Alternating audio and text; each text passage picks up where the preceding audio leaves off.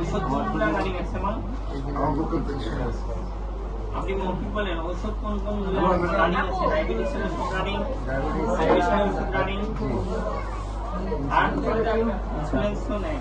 আচ্ছা, সব কি ভালো মনে হচ্ছে? যারা করা আছে আচ্ছা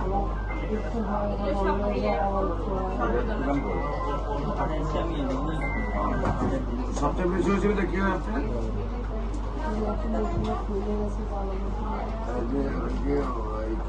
কাশিনামা 140 104 আসতেছে 140 129 215 कैसे तो कैसे ना